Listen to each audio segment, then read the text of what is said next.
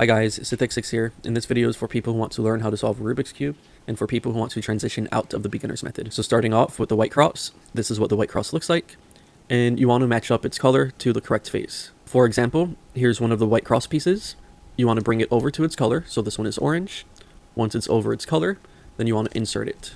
If the cross is on the side like this, you just want to bring it up to the top, and then insert it above its color, and then flip it so you solve the piece. If the cross piece is on the bottom but flipped, you just want to bring it up to the side, and then bring it up on top, bring it over its color, and then fix the piece that you messed up, and then you could insert it. Next step is F2L, or first two layers. What you want to do is insert the corner and edge pair at the same time. So the first case we see here is the tops are not matching. So when it's not matching, you want to separate it, and then once it's separated, you want to think of it like a knife and a cake. So think of this white corner piece like a knife, and this edge piece like a cake, and you want to cut the cake. So you see how this is facing that way? Think of it as if you're cutting a cake. So you want to cut the cake and then serve it, and there you go. In this F2L case where the white is on top, you want to think of it like a plate and a cake. The plate is this corner piece and the cake is the edge piece, and the color of the cake is whatever's on top. So when it's like this, if it's touching, you want to separate the cake from the plate, and it doesn't matter where the cake goes as long as it's separated. So here I'll separate the cake, and in this instance, opposites attract. So you want to bring the cake to the other side of the plate. So here, I'm bringing the plate down, and I'm bringing the cake over to the plate. But if you see here, the cake is blue, and this side of the plate is blue. And you do not want that, because it will not match. You see how if you bring it down, you can see the same colors? You do not want that. Opposites attract. And here, when you bring it down, you can see the blue and orange. There you go. You served the cake on the plate, and now you just insert it. In this F2L case, the tops are matching, and you want to help the edge piece go home. You want to connect the two side pieces. So here, the white is the roadblock. And in order to help the edge piece go home, it has to go around the block until it's back here. So you want to take the roadblock out of the way and start helping the edge piece go home. And then you move the roadblock again, and then you bring the edge piece home. And there you go, the edge piece is home, and now you could insert it. And that's how you do F2L. I'll show you an F2L case where you don't have to separate it, and it looks like this. The tops are not matching, the sides are not matching, and they're touching. You want to bring it over its correct spot, and you do R, U prime, R prime, U, R, U prime, R prime, U, and then you insert it. Another F2L case is where the corner is solved, but the edge piece is flipped. You do the sledge, and that brings you to this case, and then you just do this case. R, U prime, R prime, U, R, U prime, R prime, U, and then you insert it. This is what it looks like on the left side. L prime, U, L, U prime, L prime, U, L, U prime, and then you could insert it. Another F2L case is where the corner is solved, and the edge piece is on the top. So you want to look at the top color, that is red, so you want to bring it to the opposite side of here. So here you can see the red face, and the edge piece is on the opposite side. And because I'm holding it on my left side, I'm going to do the left side sledge. And that looks like this. And then it matches it up, and now you could do the love move and insert it. Here's what it looks like with blue on top. When blue is on top, it's on the right side. So you put it on the opposite side since blue is on top. And then you do sledge, and that matches it up. And now you could do love and insert it. Another F2L case is where the edge is solved, and the corner has white on top. You do the love move 3 times, and it inserts it. So after solving the white cross and F2L, we can move on to solving the yellow cross. Before we get into the yellow cross, I want to show you a few moves first. If you move the right 2 columns forward, that's called wide R.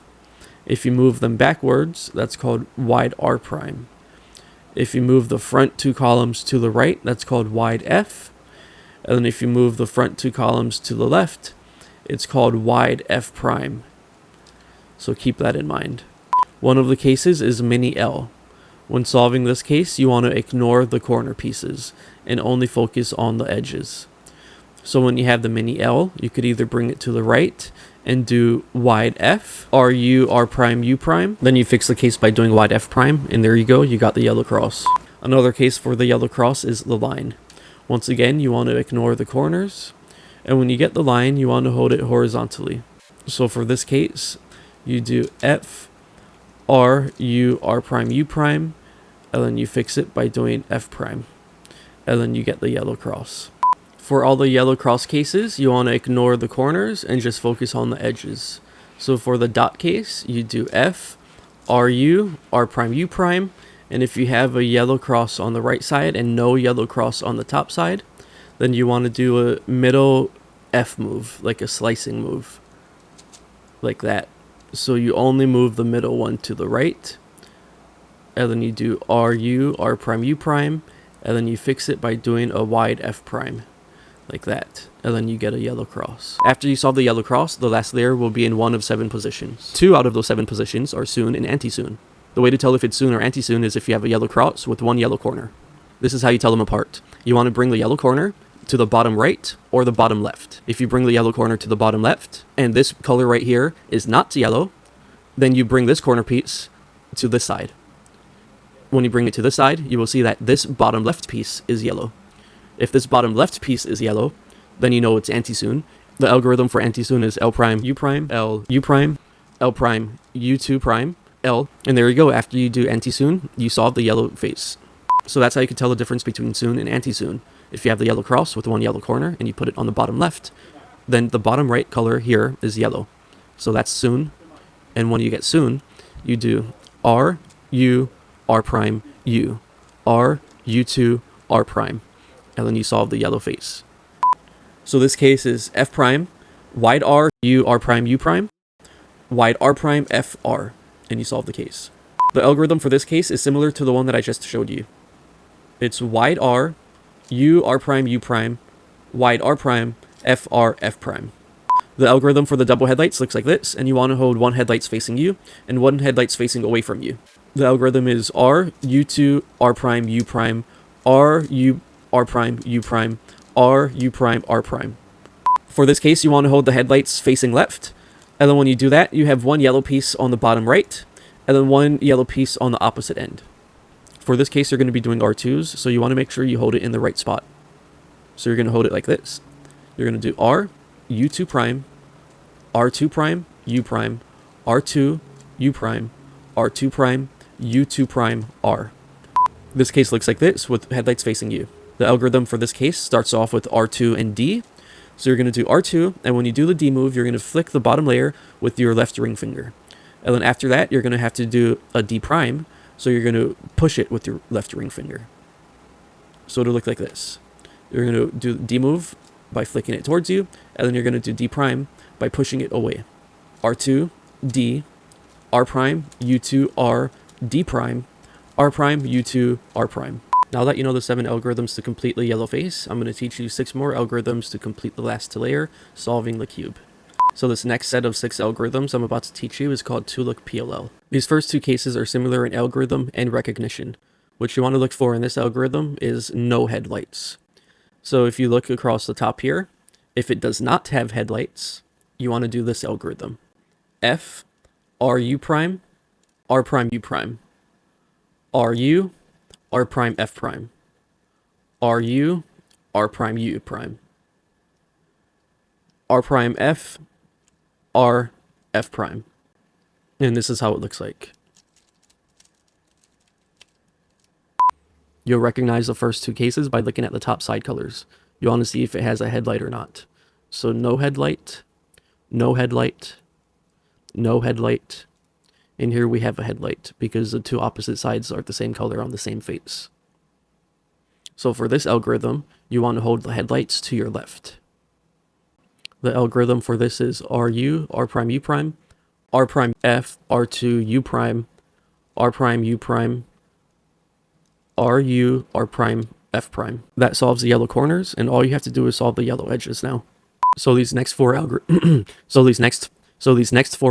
could be grouped up in 2 different categories because they're similar in algorithm and recognition. So the first group I'll be showing you is a UA-UB perm. You'll recognize this case because the top layer is solved, and you want to hold that furthest away from you. So this is a UA perm, and I can tell the difference because this color goes to the right. The way I memorize this algorithm is if the color goes to the right, I use my right hand to do the U move. So when I'm solving the cube and I see this algorithm, the second I see that this color goes to the right, I know that I'll be doing a U move. So this is M prime, and this is M. M prime, M. If you're facing this way, this is the M move. M prime, M. The algorithm is m2 prime u m u2 m prime u m2 prime. So it looks like this. So this is algorithm, and I know I'm going to do u prime because it goes to the left. The algorithm is m2 prime u prime m, u2 prime m prime u prime m2 prime. The way to recognize the h-perm is the edge piece belongs on the other side. So here you can see the red face has the orange edge, and vice versa. The orange face has the red edge. Green has blue, blue has green. The algorithm for this case is m2u m2, u2, m2u m2. And to me it kind of sounds like a rhythm. m2u m2, u2, m2u m2. I don't know if you could hear it.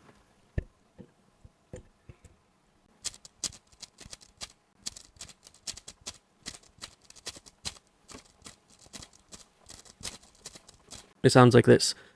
Or 1 2 1 1 2 1 2 1 2 1 1 2. The h-perm could come in any position, so you want to make sure you solve the corners so you know which one you got. So this one is the h-perm. Next case is the z-perm, and it looks like this. An easier way to recognize it is by solving the corners. So for the z-perm, you want to look for the front and left and right and back. So you can tell it's a z-perm because it's not the h-perm. The h-perm has the opposite colors. The z-perm does not have the opposite colors. So the way to hold the z-perm, once you realize it's not the h-perm, is you want to look for the front and left side. You want to match the colors up. So here, the colors are matching up because green and green, orange and orange. Because this matches up, you could also see the right and the back matches up. So this is how you want to hold it. Once you hold it in the correct way, the algorithm is this. And to me, it kind of sounds like 1 2 3 1 2 3 1 1 2 1 2 1 2 1. See if you could hear it. 1 2 3 1 2 3 1 1 2 1 2 1 2 1. You could also count in your head. That's how I memorized it. But for demonstrational purposes, I'll be counting out loud. 1 2 3 1 2 3 1 1 2 1 2 1 2 1. Congratulations, I know how to solve a Rubik's Cube. And if I could be honest, I would consider you not learning the beginner's method.